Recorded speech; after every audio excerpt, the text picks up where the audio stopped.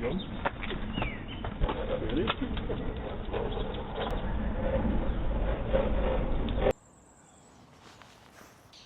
Check, mic check. What? All right, so we're just out Tuesday morning for our walk, get our steps in with the big man. He is in his prep coming to the end, so he's feeling a little bit grouchy because he ain't had anything to eat yet. 2 and a bit weeks. Yeah, boy, man's looking good though. More counting down days now than weeks, so about 17 days out. Nice. Just over 2 weeks. Yeah. How do you feel you are in yourself? In myself, I'm very more aware of my emotions this time around. I've noticed the last 2 weeks, it's when it's starting to get really hard. We sort of cruise into these last few weeks, it's quite easy. Yeah. But I've noticed the last 2 weeks, my personality is getting a little bit more snappier. Because I'm so focused and dialed in. Yeah. If stuff, as selfish as it is, like if stuff doesn't benefit the prep, then I'm not really interested. Yeah, Roger. Yeah. It's harsh and selfish, but mate, you hear about it from like all the big guys. Like it's all about that obsession, and if you're not obsessed, then what are you even doing, isn't it? Essentially. yeah, it needs to be. I feel like last time my mind was elsewhere all the time, and I was fully dialed in, but I was distracted by other things all the time. But this time, it's so much more chiseled and dialed in because of my result. Yeah. I'm not letting myself be in that position of not winning again. Yeah, Roger. Yeah. Not settling for anything but winning. Yeah, I knew I took shortcuts with steps last time, or I'd slack in other areas, and this time I'm just, everything is to a T. No, Roger. So yeah, in myself though, I feel all right. Yeah. I'm trying to be a bit more self-aware of how I'm being around other people. And just because I'm on prep, I don't want the world to revolve around me. Yeah. I think it's wrong to presume that people around me should change just because I'm doing this. This is my choice. Yeah. So in terms of like, food, so recently you've dropped calories, isn't it? Heavily, yeah. How have you felt that drop, or has it been like a gradual over time? Like what's sort of like your food looking like So from the start to sort of like in a lex? Well, like you say, you've got about 2 weeks left, isn't it, roughly? So how's that looking? So we started off really quite high, at about 3,200. I think my maintenance is around 3,500. Yeah. So it's been a deficit throughout, and like I said earlier, like we cruise into these last few weeks, and it's been fine. Never really had cravings, but the last few weeks, now I'm on 1,800. Yeah. It's hard, man. Like you look forward to a meal so much, but you need to slow down. Yeah. Because if you devour it in seconds, it's like, fuck, I got another. Yeah, you got to savour that meal, innit? So, that 1 teaspoon of rice. And yeah. The baby spoons are out, teaspoons are out, and strategically placing your meals is important. You know, you have to time them right, otherwise you do end up hungry. But I've come up with ways to stop the cravings, like moving. Yeah. Like now, distracting my mind from hunger. Nice. Or brushing my teeth. Instantly, you don't want to eat. Yeah. Snuzzies. If something's in my mouth, I don't want to eat. No, fair. Yeah. And I think movement is the key. Okay. Yeah, for sure, man. But it's probably going to drop a little bit more next week because obviously we take out all carbs. Yeah. Ready for a carb up. That's when you just turn into a flat vegetable, mate. Yeah. What, in terms of like just monging out? Yeah, you got no energy, mate, from carbs. The only thing you're getting energy from is vegetables and protein. Roger. So, yeah, that's all in the prep for a carb up day. Yeah. And you just balloon up. Nice. So I know it's coming. I'm not looking forward to it. But you are? I a am. little bit, just Yeah. just for like the food, innit? Yeah, crumpets and porridge and Oh, stuff yeah. like that, yeah. But yeah, Cool. So how are you managing it with like shift? Because I know like obviously fucking working 12 hours, days and night shifts, like it takes its toll, innit? for sure, man.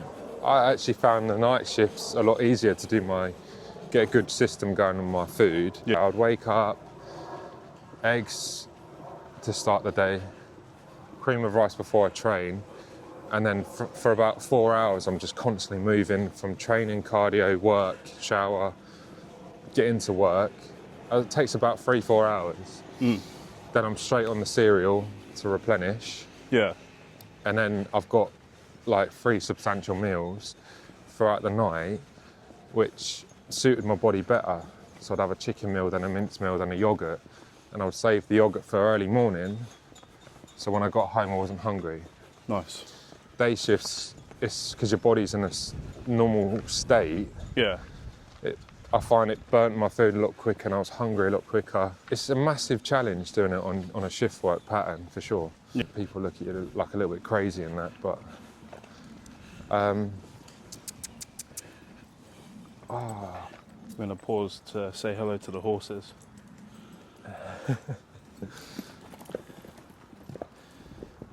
oh, It's just nice to get out in the fresh air, innit? Like first thing in the morning. I mean, we started our walk about 8:30-ish with a fun little scooter ride. He was running late. as always. So talking prep. Yeah, man. So obviously, last year was your first show. No, sorry, not last year. 2 years ago Yeah. was first show. Like fucking placed really well, top 5. Yeah. First show, fucking banging. What, or have you brought anything different to the plate this year compared to last year in terms of like training or any like external sort of like influences that might have you felt let you down last year that it sort of like hopefully will help you secure fucking that top place this year? Definitely, you don't know what to expect on the first time, for sure. Like, but this time my vision is so clear because I know what to expect. It's so clear in my mind that I'm going to win, that I want to win. Yeah. It's much easier to get up and get after it because I've had that feeling of not placing where I want to place. Makes sense. So now I've got even more drive now.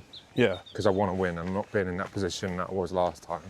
In terms of like routine, I'm more organised this time round, and that comes from planning the day the night before.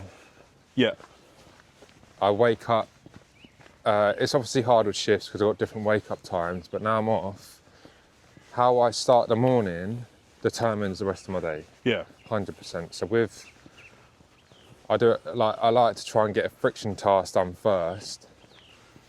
And it sets the tone for my day. So we're out early, attacking the day. I remember last time I was probably a little bit lethargic, sloppy with, how I'm using my time in the mornings. Yeah. In terms of training, Have you changed anything up? Because I mean, like you're beast in training anyway. yeah. Have you incorporated any like new splits, new exercises, or anything like that you feel like you've benefited from, or is it just like the environment? Because you work commercial gyms, innit, beforehand a little bit. 365 before. Yeah. And because we were in an area of no decent gyms, I was in and out of different ones that I never really clicked with. But this time round, I've got such a good environment in terms of Activate. Like the boys in there, there's a mutual respect. You walk in, you shake hands. People are quite genuine. Yeah.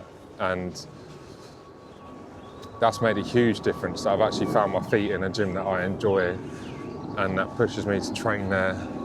It's a huge thing, I think, is where you train in terms of how motivated you become. Yeah. Like, I get excited because the music's fucking blaring, the lads are fucking on it. Like, I enjoy that. and that's a huge benefit compared to last time. Yeah. The training splits, it's the same. It's my favourite split. I'll push, pull, legs, rest, delts and arms, and then upper. Like for me, I really enjoy that. So I'm happy to stay on that plan. It's only now I'm becoming very, very weak. Not very weak, but I'm literally dropping half the weights. Yeah. Going for higher reps and stuff. I mean, you're on less calories, isn't it? So. Mate, you just feel empty. Yeah. Cool. And we're back from the break. Still trekking these streets. Streets of Burnham. Streets of Burnham, man. We've been out for fucking days. It's been a while, man. Ollie's like, yeah, we'll just go for like a quick sort of 4,000 steps. An eternity later. Gonna get run over. But I think the biggest question is, if someone come up to you and said, look mate, I want to do a show, or if you wanted to, if like you were speaking to yourself, going prepping for your first show, like what advice would you give? Not everything's about you. Oh! Yeah. For one. The world doesn't revolve around you. It has as much of an impact it is on you. The people around you and who you've got around you is much more important. Like you're going to have an effect on their life. Yeah. You need people around you that are going to support you, which I'm very grateful that I do. Friends, missus, family, they all understand I'm on a journey. But you need to block out that time. You need to make sure you can dedicate this amount of time to the goal. Yeah. And you have to accept that things aren't going to go your way. And then if they don't, then you need to be able to adapt. You can't stop yourself from doing other things just because you're on prep. Yeah. You have to think about everyone else around you. And be self-aware of your emotions and how you're acting around other people. Yeah. It's not fair for you to expect people to change just for you because you're on low food and it's getting hard or whatever. It's other people's lives around you that you're also affecting. But it is taxing though, isn't it? It's taxing not on just yourself, but like think you've got to juggle a job. Yeah. Like you say, you're low food, like especially shift work, trying to manage sleep. So you're already like a bit sort of like grouchy because like lack of sleep. You've got to incorporate your training, your steps, your food prep and everything. So, I mean, yeah, support network definitely is really good. Yeah. And, like you mentioned that as well. It's so important, mate. Yeah. But I feel like prep is really good. Like you've got such a big goal at the end. It's easy to work towards. It's nice to wake up thinking, right, I've got this goal in this many weeks. Yeah. Put all the building blocks in play and get after it every single day. You need to set your boundaries early as well. Like set your boundaries to people around you, right? This is what's expected of me. Yeah, yeah. This is what my plan is. This is how I'm going to do it. Are you on board? Yeah, sets the expectation on it. Yeah. You need to, be prepared, be organised. I think organisation is a big thing. So I have meal prep days. I'm very organised in my shopping. Very organised in my training structure. Plans are a big thing. And just never lose focus of that main goal. With these sort of things, it's very much like proofs in the pudding, isn't it? Yeah, like of course, man. For a very basic sort of analogy for it, if you don't put the work in, you're not going to reap the reward, isn't it? Yeah, so I take good pride in like studying Stoicism, and they preach like things come into fruition if you put the work in. You can't have the reward without putting the work in. Yeah. And I understood that from a young age. Like you can't just have things gifted to you. I'm someone that works hard, and I believe, like you say, you're going to get up on that stage and it's going to show who's put the work in. So once you understand that, get that in play, get organised, and just get after it.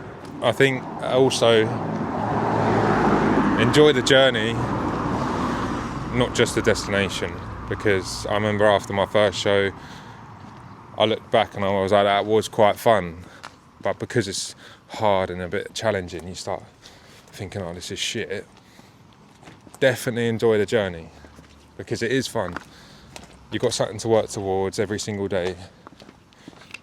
And when you're off prep, you want to be on another one, because you're seeing shreds all the time. You're seeing new gains. You look good. Like, don't get caught up in the end goal. Enjoy the journey. Trust the process. Bash. Bash. First place, here we come.